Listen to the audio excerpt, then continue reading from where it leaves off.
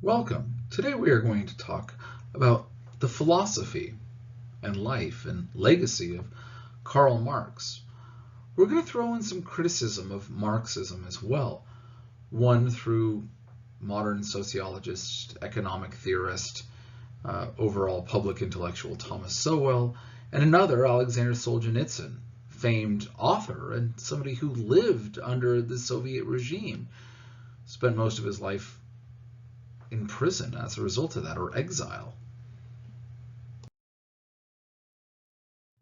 Before we begin, we should probably get some terms underway. After all, before we talk about Marx and economic theory, we should probably know what is economics. And there's a lot of different answers that you could possibly give to this, but your answer should probably include something along the lines of study of money, goods, services, the broader economy, the study of this, and how people exchange goods and services, and why, and the needs some have, and the surplus, and supply and demand curve, and all of this other stuff should possibly be in your answers of what you're thinking about with economics. You may or may not be thinking of the term capital. This becomes very important for Marx. So what is capital? How do you see the notion of capital? Some of you are thinking of capital as that product of economics. It's what you're able to invest in things. Some of you are thinking of materials that are necessary for capital. And that's not a bad answer either. In fact, there's a lot of truth to that answer, right? If I'm involved in lumber, I've got my capital is wrapped up in my lumber. My sitting on that as an asset is what I have to trade and exchange. But capital means something different than just goods when we're putting it in the vein of Marx, who was really the person to first use this term, capital. Marx sees capital as your labor. Your labor boiled down to a exchangeable essence. Capital is nothing more than an expression of your labor or the labor of others. Now that might be found in money, it might be found in lumber, or it might be found in all sorts of other things. But if we see labor as what the proper expression of capital is, then this changes a lot of our discussions on capitalism, specifically notions of rational investment capital, where my money is able to make more money. How is it that my labor can increase without more labor? This is one of the things that bothers a lot of Marxists. This is one of the things that's seen as a triumph of rational investment capitalism by non-Marxists, that your labor is able to grow because you're venturing the value of your labor over and against something else, and you're able to grow your return on that investment. Possibly. Always there's a risk. Consult your financial advisors. Blah, blah, blah. All that good stuff, right? But this is an important term to understand, especially when addressing Marx's notion of economics. Of course, we also should probably understand, since it's congealed labor, that you get paid for your labor, and this is seen as a wage.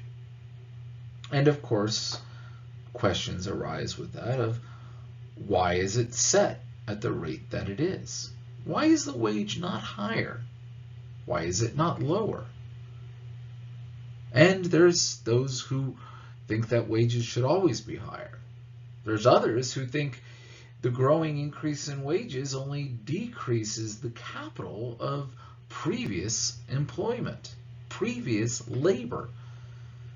After all, it changes the now economic situation and landscape. The work I did only yielded so much of a wage. If the wage is always growing, then my percentage doesn't equal what I put into it if I'm sitting on that in forms of a savings account. Inflation is another way of looking at this term. Should you always have a livable wage? What if you don't produce a value for the company to that effect? Early arguments and advocates for a minimum wage was actually a lot harsher than what we think of today.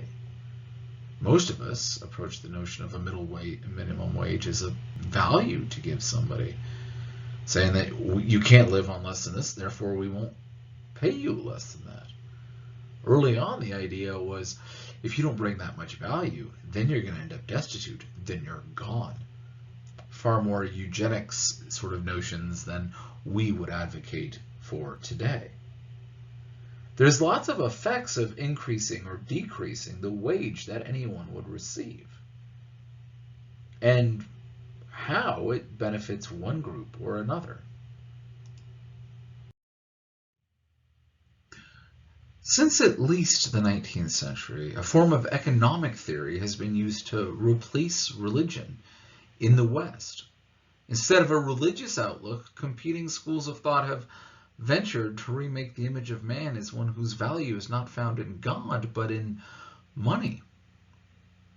The teleology of history was also transformed by man from a long process of cosmic redemption by the divine into a creation of a new heaven on earth. Even science fiction in the 20th century often paints the future in this economic utopian model that follows, at least to a certain extent, a Marxist conception. Even the phrase, the right side of history, is applied as a result in this shift of economic theory. The telos of man has moved towards other notions of justice outside of a religious worldview, and beginning with the conceptions of how things change when it comes to economic understandings. So, if this is the case, this changes a lot of your general default assumptions about economics. Your views of work itself are also going to be seen very differently following this change in view than it would have been before. Do we all need to work? Does work itself provide a purpose? Does the type of job you have tell us something about you?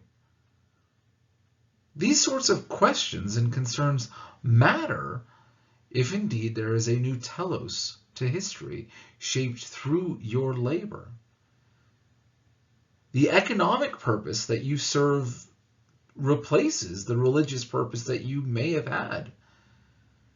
You're good or bad based upon your relation in economics. Either rising up and having an actual lot of money on one side, or rejection of this system and thinking that there's a different idea connected within your economic well-being as well on the other. But who are you is answered a lot of times by your economic stance, the position, the job, the vocation you have.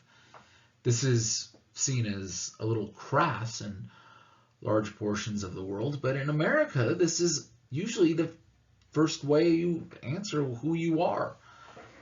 People ask, who are you? And your answer is, this is my job. This is my economic position. And lots of different scholars address the relation between economic theory and its view and attempt to change somebody's religious output, how you look at the world. We have Marx and Weber, for instance, who both were teasing out this idea of the relation between economics and modern rationalist capitalism and religion. For one, it is explained by religion, that's Weber, and the other one, religion is used to reinforce it as opposed to giving it its own new modern life. Durkheim will also talk about the shape and mode of economics and the different ways societies move and operate, and in many ways also the different religious aims that society holds because of the differing economic positions that you find yourselves in. There are very few people whose names become synonymous with a whole system of thought. We can think of a few, like Kant and notions of Kantianism, but even then, unless you're engaged in philosophy, most people don't quite know what you're talking about, or you're only going to get a small piece of it. And it seems somewhat, for the broader audience, to be a little incomplete at best. This isn't the case with Marx. Marx and Marxism go hand in hand, and you say Marx or Marxist, and people have a very close idea to what you mean. Now, they might be wrong, or it might be an incomplete picture about something, but it exists far more clear with Marx than it does for most others, because he has a whole new direction of life of what his ideas would like to go, and certain advancements in the 20th century kind of led a lot of people to following his ideas. Karl Marx was born of relatively wealthy German parents. They lived in Trier on the Rhine, and the city was German, but the French had always viewed it as something they would like. So Trier is Germanish, and the Marxists are mostly German. Actually, the French tried to take it in the 30 Years' War, as well as many other wars throughout history, and they actually did gain the city with the reign of Napoleon in 1794, only to lose it to Prussia in 1815 when the war was over. Now, this actually does matter if Trier is German or not to the Marxists, because Prussian law required that all official positions were not open to Jews until 1848. Under Napoleon, there was an emancipation of the Jews, and they got the right to vote. And there's actually a long discussion on tying of voting with the guild system and how this actually matters to religious and other laws that we're not addressing for the sake of this class. But it matters to the Marxists whether or not they're French or German, because they're Jewish. And so if you're not allowed to engage in official positions, and this is the avenue to success, a lot of people decide we're not going to remain Jewish. And this is in fact what Karl's father Heinrich did as a lawyer. In order to maintain his position and gain certain voting rights, he'll convert over to Lutheranism around 1816. Now, to be fair, Heinrich and the Marx weren't very good Jews, and they weren't very good Lutherans either.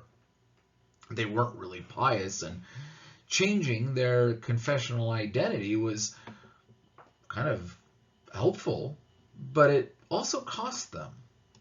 While they weren't very devout, they found out very quickly that this conversion alienated their family from their Jewish relatives and the broader Jewish community that Heinrich and the rest of the family were engaged with. And they weren't pious new converts to Lutheranism either. So the Lutherans all looked upon the Marxists as not Lutheran, because they really weren't. They looked at them and said, you're doing this because it's checking a box, not out of notions of piety, and we'd rather you not. As a result of all this, the Marx family had political and economic connections. We might use the word power, but that's overstepping it a little bit. But they lacked all sense of community and had no real profound religious beliefs. Karl was born in 1818, a year or two after this conversion of his family took place, but they were atheists. They didn't see the value of religion, and Karl grew up believing that religion only served to isolate and alienate him from the people around him. There wasn't an actual value to him one way or the other, just as there wasn't a real value in him being German as opposed to being French. He's not really connected to anything. He's not grounded in a long history or tradition. And so Karl's perfectly fine with abandoning many of the previous ideas held, be them connected with notions of nationalism, which were running through Europe in the 19th century, or religious identity as well. Karl will end up being the oldest surviving of 9 children to his parents. And maybe this is the only connection he has to anything other than himself going forward. Karl's schooling didn't really help him out at all either with grounding his identity in anything. In 1830 to 1835, he's sent off to the schools in Trier, which were radical and firmly entrenched in the Enlightenment ideas and Kantian ideas as well, which were seen as very dangerous and usually held under suspicion. The school that he was a part of was constantly under police supervision, and he didn't feel like there was any sort of real firm understanding of what life was like here. In 1835, Karl will enter into the University of Bonn, and his studies were the humanities and the classics, maybe trying to ground himself in something beyond just rebellion and not caring about life. But it doesn't seem that he gained anything from his time at Bonn. While he was there, he ended up fighting a duel at some point and spent a day in jail for being drunk and disorderly. Often he was at odds with the more aristocratic students in clubs at Bonn, and he only stayed there for about a year. Like the schools of Trier, they were rebellious and very active in their rebellion against the political system of Prussia and Greater Germany of the day. In 1836, he'll finally move off to the University of Berlin. It's here that Karl will engage not in just Kantian ideas, but Hegelian ideas as well. Even though this is fairly early on, Hegelian ideas were viewed as somewhat repugnant to Karl. There's also 2 different camps of Hegelians at the University of Berlin. There's the old Hegelians and the young Hegelians. The old Hegelians largely are following the idea that Hegel laid out about the notion of the unfolding Geist, spirit of the world. We see this in the Hegelian dialectic, that we have the thesis, the idea, that gets confronted by an outside idea, the antithesis, and this will produce a new synthesis that holds the best of all of these together. This then fights against an antithesis, an idea outside of that, and produces yet a new synthesis, and so the cycle goes on and on. The old Hegelians will take this discussion, this Hegelian dialectic, and apply it to history, and specifically apply it to Prussian history and identity. The thesis that the old Hegelians would look at in this historical form was the absolute monarchies that existed in the 17th century, let's say 18th century. They had fairly little freedoms as far as most people were concerned. The relation to constitutional limits was fairly minimal, and yet you would have the rise of powerful estates that would gain whole countries underneath their iron fist. This then ran into the antithesis of the French Revolution and Napoleon. For the old Hegelians, this was just very emblematic of too much freedom and death, as you see in the Reign of Terror. This, of course, will produce a new thesis, a synthesis of these 2 ideas, where Kantian ideas are free to be addressed and the people are secure with a stable monarchy. Modernity was important, but modernity has also now arrived, and the only thing left to do is to secure it against any further radical disruption. This is the view of the old Hegelians. This is the view that Karl rejected, because he also wasn't that happy with the new Prussian state. He found himself instead with the young Hegelians. The young Hegelians took the dialectic in a very different way. They viewed the radical impulse as the point of political freedom. Prussia was not yet the synthesis, but other issues needed to be addressed, including radical freedom from all establishments, including, for Marx, issues of economics. There should be no classes at all. Marx will even actually advance this to even things like the nuclear family needs to be abolished and gotten rid of. The French Revolution was not too much for the young Hegelians. It was too little. It failed, and it should have succeeded. Many of the young Hegelians also viewed religion with disdain, as a system of fantasies rather than history or the collection of myths.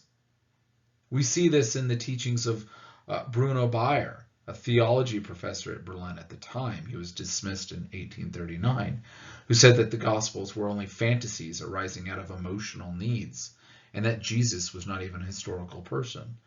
This will lead to the work of Ludwig Feuerbach in his work, The Essence of Christianity.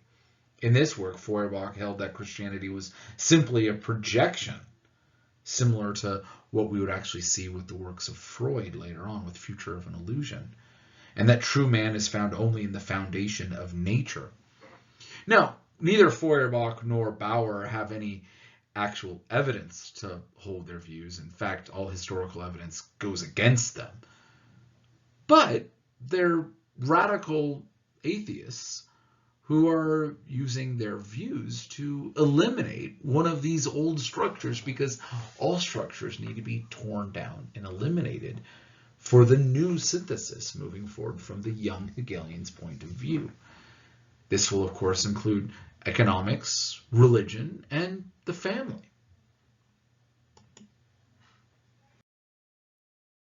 As a professional, Marx really didn't do much.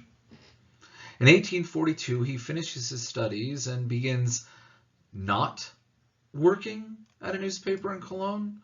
This is because it's heavily censored, it's radical, and is trying to undermine the German state, and so censors are kind of doing the job as the editor for Marx. They're censoring everything, and so he doesn't really do anything. In 1842, he will marry Jenny Westphalen, a wealthy and politically active socialist, and they will move to Paris, the center of the socialist world. He continues to criticize and undermine Prussia and will actually lose his Prussian nationality as a result of this. And in many ways, Marx becomes not just a revolutionary at this time, but an actual communist. An idea that existed before Marxism is there, but he engages with this idea of communism once he's now married to Jenny Westphalen. Now, it doesn't mean that he was happy in Paris and that the French really wanted him there either. In 1845, he's going to move off to Brussels, where he's going to meet with a wealthy revolutionary like himself, Frederick Angles. In many ways, the rest of Marx's life is connected with the thoughts of Frederick Angles, and many of the works that Marx produces are done in tandem with Angles, at least for a period of time. It's really here the ideas of the proletariat needing to rise up and confront the bourgeoisie emerge.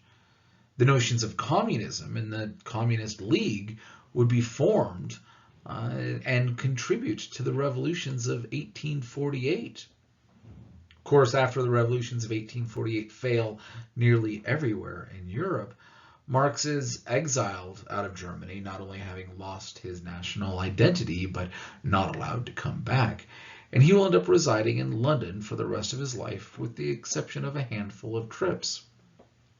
As far as work goes, Marx will continue to write, and he'll publish several tracts and books, but he never really holds down any job for that long. In fact, he often refuses to accept any work at all, even when somebody's offering to pay him for something. If you're more interested in the life of Marx, Jonathan Sperber's 672-page book is seen as the definitive sort of new voice on Marx and what he was actually like. And it illustrates that he would move from place to place using other people's money until their good graces ran out. In many ways, his only ideal was what his life was. A man who's free to pursue his desires and not confined by a wage or a job and nothing that requires anything of him.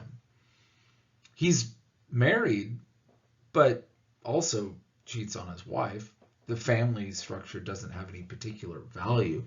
At one point, he impregnates a maid in one of the houses that he's staying in, and when she tells him, he says, "What does that have to do with me?" He's not an engaged father. He's not an engaged laborer. He's not engaged in much of anything except for telling people that we need a revolution and to get rid of all of the structures that exist within society.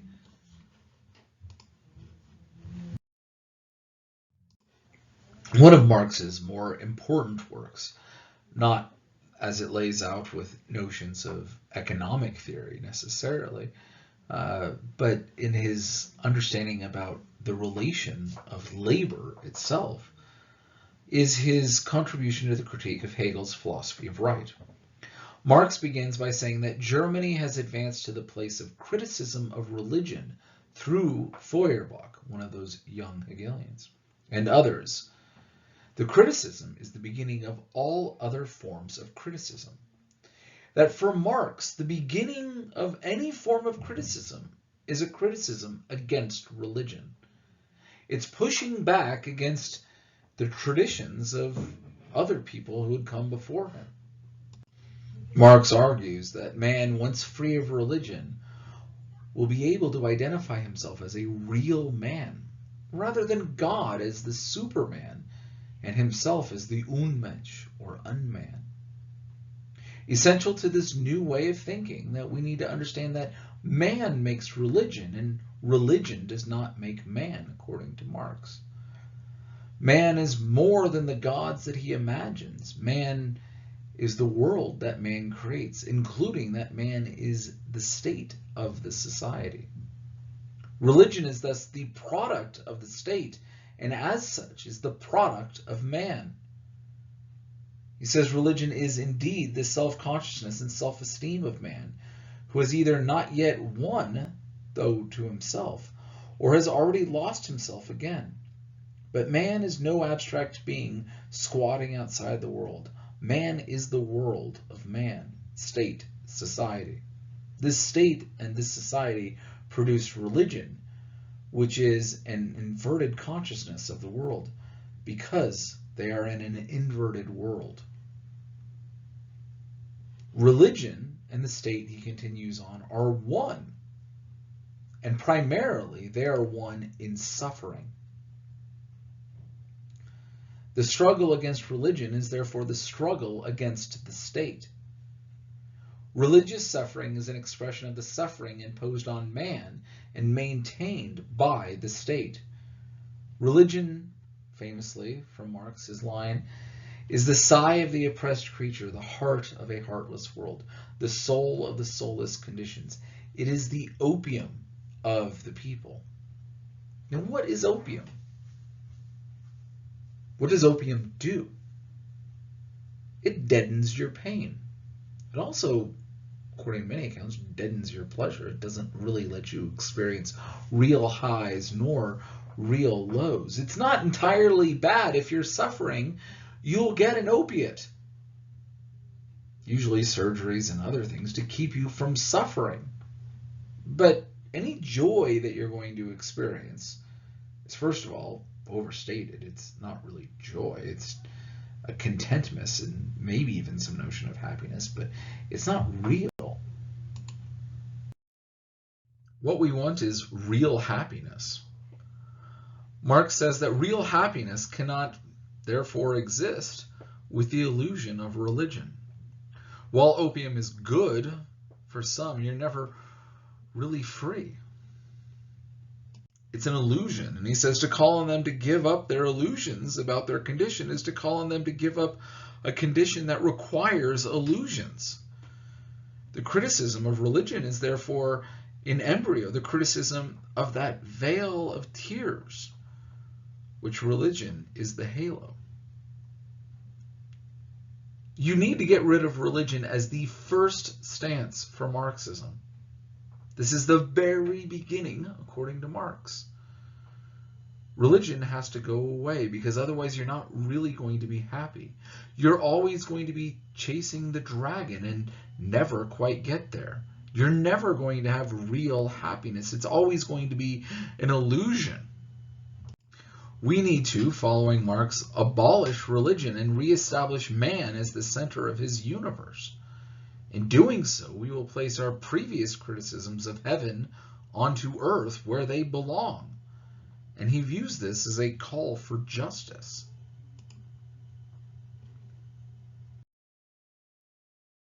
It is time for yet again another revolution, according to Marx. The nationalism revolution was incomplete. We need another revolution where the state is not supreme, but the people. He says the war on the German state of affairs, by all means, they are below the level of history. They are beneath any criticism, but they are still an object of criticism, like the criminal who is below the level of humanity, but is still the object for the executioner. Right? This is how you need to see the state you're a part of, is something that needs to be executed, something that's below you. The goal, he says, is to then overthrow the bonds that have been placed on you. To unite is necessary for this. He says, what a sight, this infinitely proceeding division of society into the most manifold races, opposed to one another by petty antipathies, uneasy conscience, and brutal mediocrity, and which, precisely because of their reciprocal ambiguous and distrustful attitude, are all, without exception, although with various formalities, treated by their rulers as conceded existences. These bonds are maintained by the elites who are using them to enslave people through these petty little squabbles. And so the revolution must never stop, but constantly and always be pushed forward. You cannot stop to look at what advances you've gained, because there can never be enough, according to Marx. There's never a point in which you have arrived. Regardless of what advances are done, it's still time for another revolution. The point is to attack the system. The state wants the status quo, not change. You need to strike against it. Don't, he says, even let the Germans have a minute for self-deception or resignation. Constantly be pushing.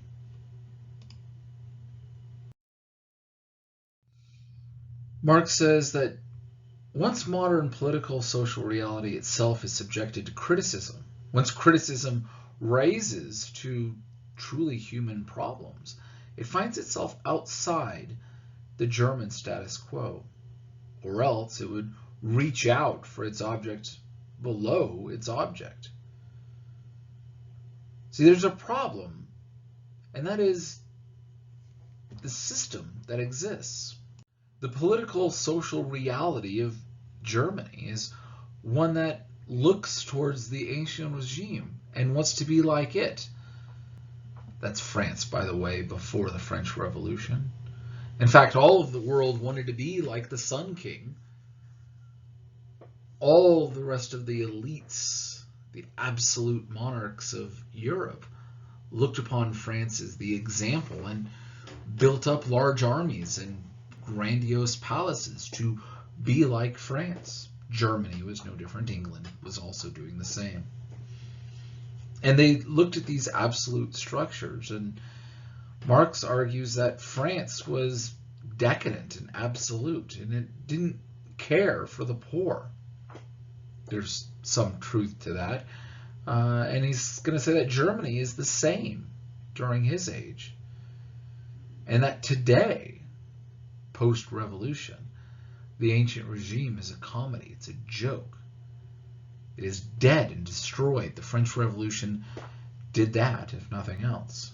And that Germany must go the same way, that the German state needs to be dead and destroyed. It needs to be seen as a joke.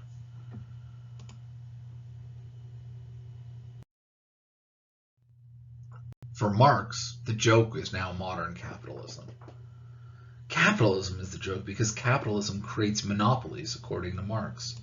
He states, the problem in France and England is political economy, or the rule of society over wealth. In Germany, it is national economy, or the mastery of private property over nationality. In France and England, then, it is the case of abolishing the monopoly that has proceeded to its last consequence. In Germany, it is a case of proceeding to the last consequence of monopoly. There is an adequate example of the German form of these modern problems in their history. Like a clumsy recruit still has to do extra drill on things that the old hackneyed have in history. Right? That the monopoly structure that exists is the joke of modern capitalism. Monopolies confine the political economy into the hands of a few, and those properties should be controlled by the state, by the people, instead of just the hands of a few. Monopoly is private property over nationality. Monopolies must make way for the new state. This is what Marx is advocating, that all properties have to go away. And any ownership you have is a joke, be it the few dollars in your pocket or even relationships that you have within your family. This is also something that Marx says has to go away.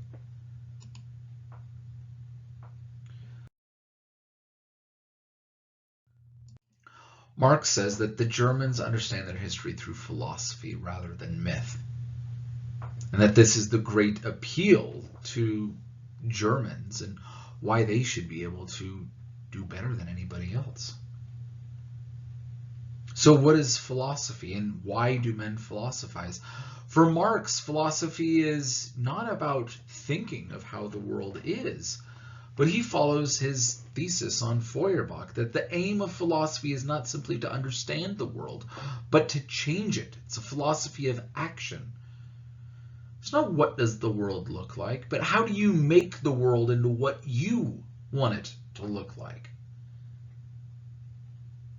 And that this is the goal of German philosophy.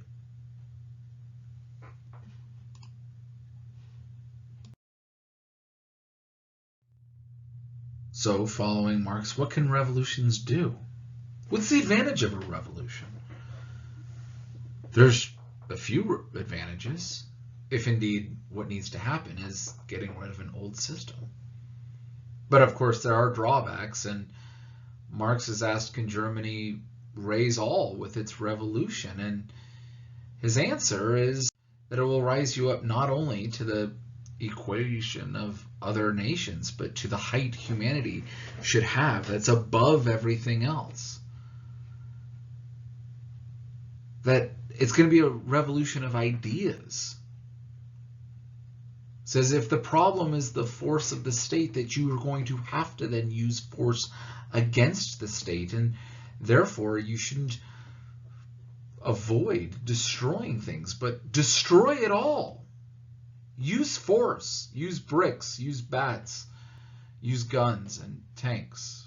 Destroy what exists and bring it down to rubble, because then you can rise up.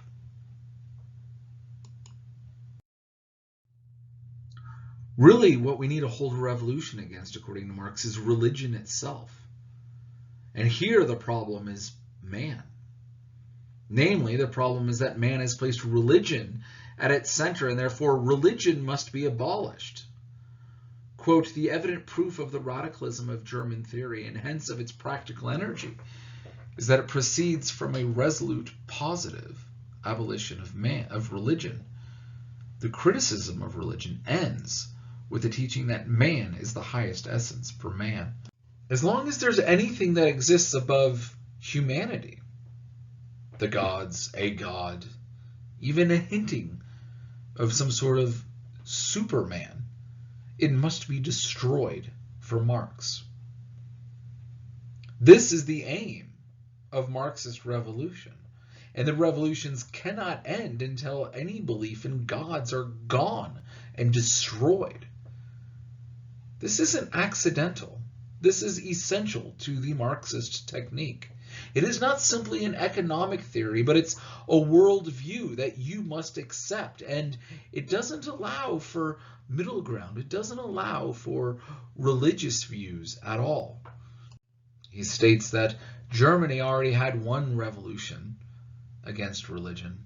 It started with the Reformation and Luther, the monk. But it wasn't complete. And now he needs a philosopher to complete this revolution. While Luther challenged the status quo, and he abolished priests by making all men priests, and he changed devotion from religion into personal conviction. Faith became authority and no longer with the faith in authority. He made religion the inner man rather than the body. And now Marx and philosophers following him must eliminate this as well.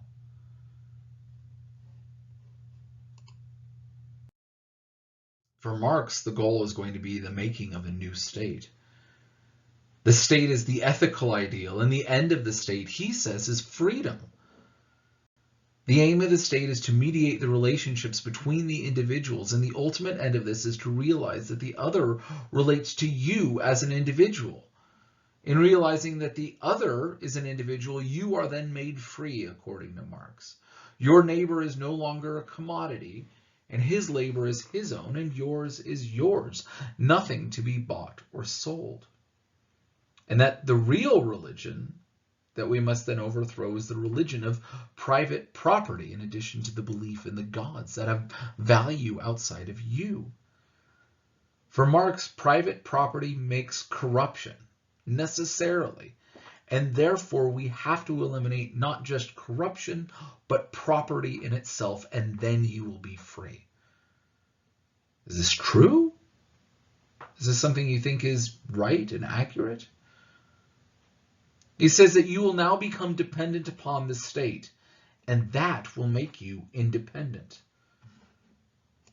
Quote, while according to the idea, dependence upon the state and the feeling of this dependence is supposed to be the highest political freedom, here the independent private person is constructed, because political freedom is the private person's feeling of being an abstract dependent person, whereas he feels and should feel independent only as a citizen.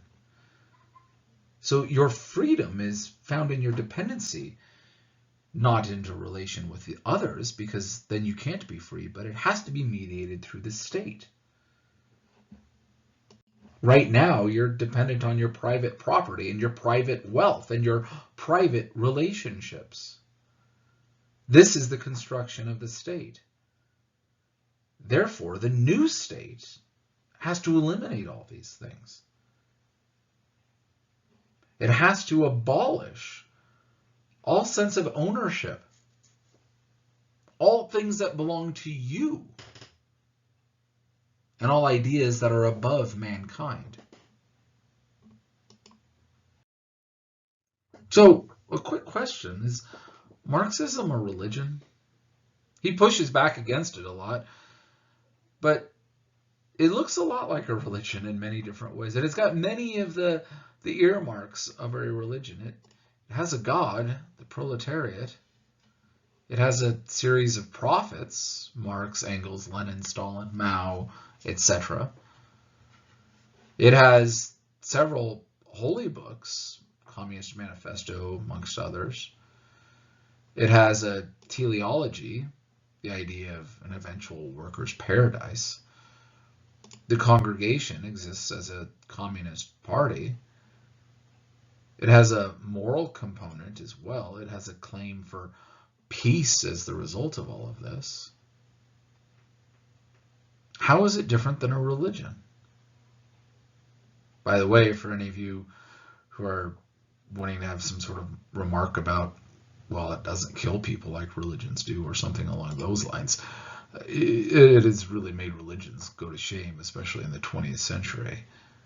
Communists have killed about 65 million Chinese people, 20 million in the Soviet Union, 3.5 million in Korea and Afghanistan, let alone other wars that have been fought largely as a result of communism. But this is what communism does to its own people as well. Marx wants to get rid of religion, but creates his own, and is violent against anyone who wants to hold an alternate position or point of view. You must join the party, and you must think only politically correct thoughts, thoughts which are towards revolution. Anything against it makes you a subversive, and you must be gotten rid of. There's no room for negotiation. There's only capitulation.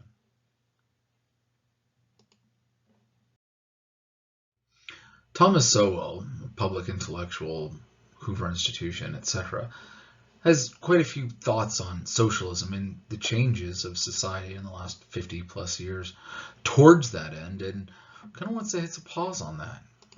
He points out that, well, if you believe that everyone should play according to the same rules and be judged according to the same standards, that would have gotten you labeled a radical 60 years ago, a liberal 30 years ago, and a racist today. He thinks that people should be judged by the same standards and not by differing ones, that the institutions should live up to their standards as opposed to tearing them down. That constant revolution is not going to give you the answer. In a recent documentary, Sowell kind of poses the question about notions of equality, challenging Marxism and socialism in general. Now, the documentary also shows that Sowell spent most of his youth being a socialist until he found out one day that it simply doesn't work, that it doesn't yield the results that he hoped that it would. And so when the facts changed, he changed his opinions. He also asks a question about notions of equality of outcome. Are you the same as your siblings? Do you make the same amount of money as your older, younger siblings? Do your parents with theirs? Or have the choices that they have made changed their economic legacy and what you would receive? He says if there's not equality of outcomes amongst people born to the same parents and raised under the same roof, why should equality of outcomes be expected or assumed when conditions are not nearly so comparable? Sowell's got some of these thoughts, and if you haven't engaged the writings and thoughts of Sowell before, I encourage you to do so. He's a great sort of corrective to a lot of Marx's ideas. One of the greatest criticisms of Marxism comes from somebody who's lived underneath that system, who's seen the problems of Marxism up front. Alexander Solzhenitsyn, who was born in 1918 in Russia and will die not that long ago in 2008.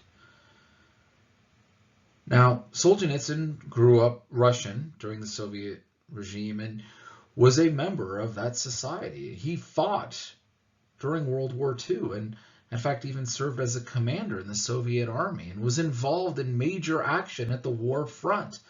He was actually thrice decorated for his personal heroism, something that we think should give him some legitimacy when, in a private correspondence, he ends up writing a criticism of Stalin to one of his friends. This happened in 1945 when the war was drawing to an end and got Solzhenitsyn sentenced to an 8-year term in a labor camp. Oftentimes, these terms in labor camps resulted in the death of whoever was assigned to them. This was not light labor. Following this, he was going to be sent to permanent internal exile. In other words, as a Russian, he wouldn't be allowed to go back to Russia, but he would remain in the Soviet Union.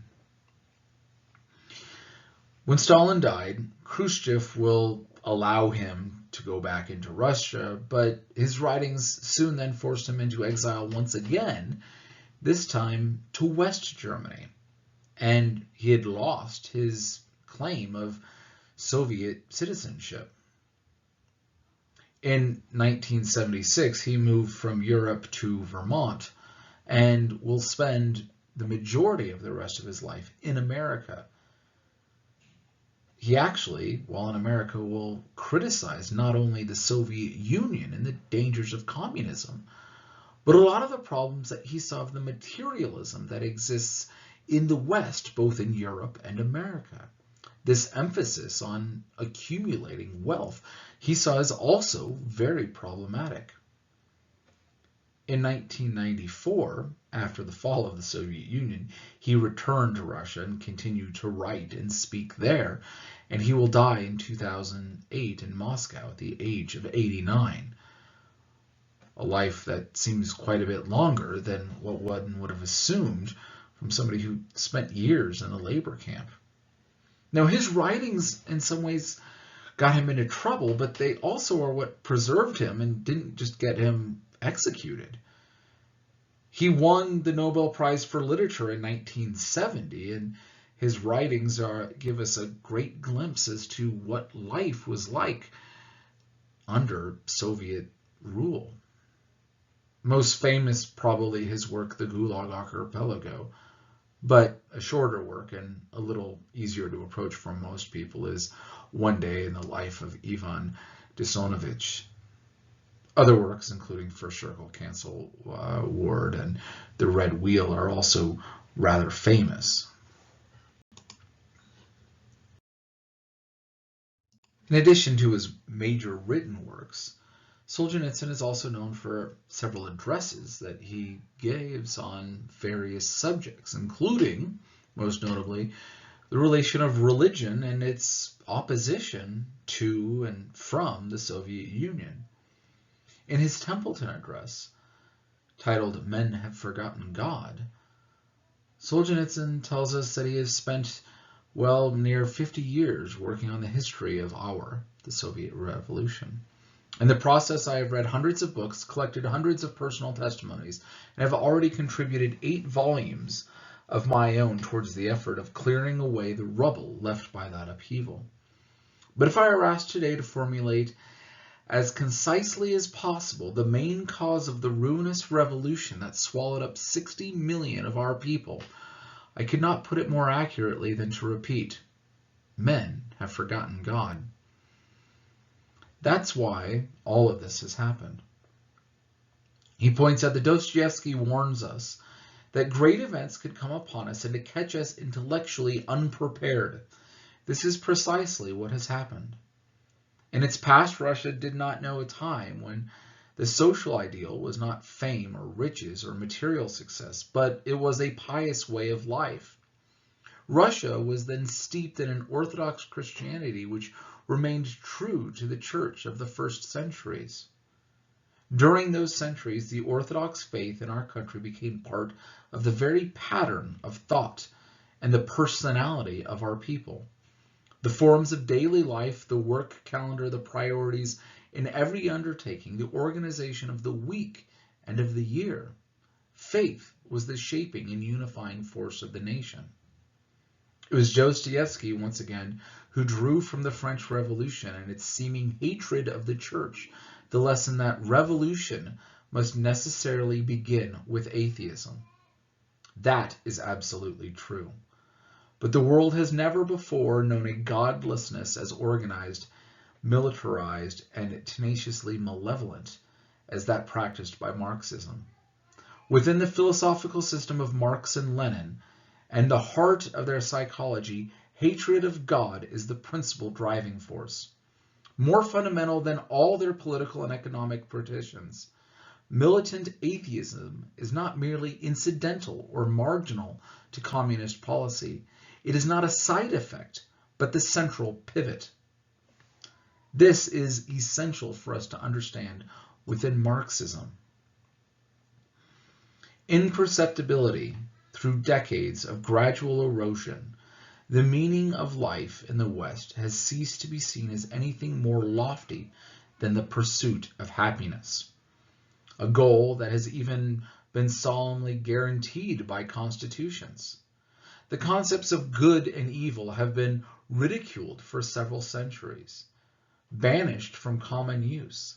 They have been replaced by political or class considerations of short-lived value. This is the problem he sees in the West.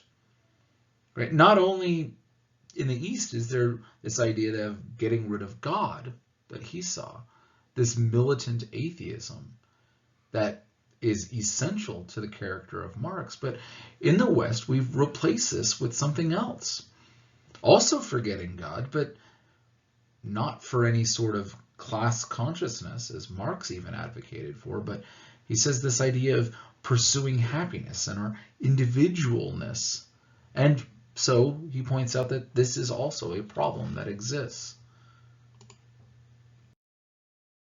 In his Harvard address, A World Split Apart, he says the interrelationship is such, too, that the current of materialism, which is most to the left, always ends up being stronger, more attractive, and more victorious because it is more consistent.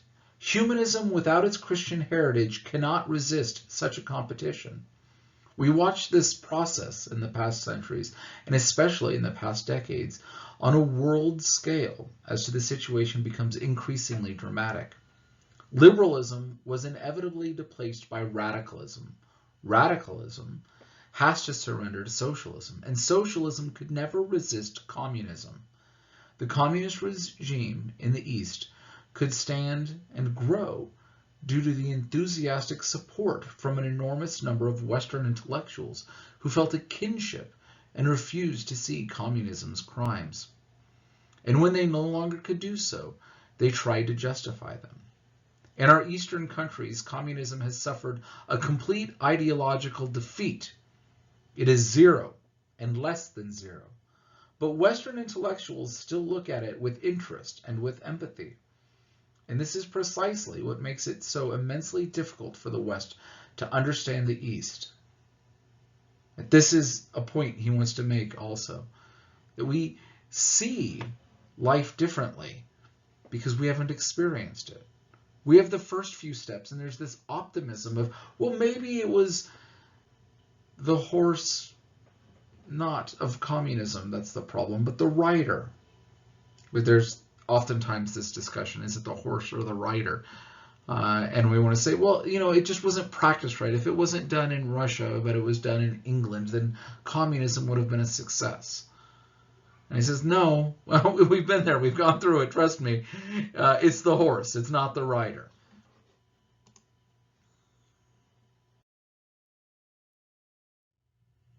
Solzhenitsyn can say that communism is zero and less than zero from having experienced it. He sees what happens under these systems. He records this in his work, The Gulag Archipelago. And in it, he gives a story, an event that he heard about and saw and related to people who are there, where Stalin gives a speech and people start to applaud. Of course you're going to applaud the speech, but it then kind of grew. And the speech took on its own life, and the applause took on its own enthusiasm. Quote, the applause went on 6, 7, 8 minutes. They were done for. Their goose was cooked. They couldn't stop now until they collapsed with heart attacks.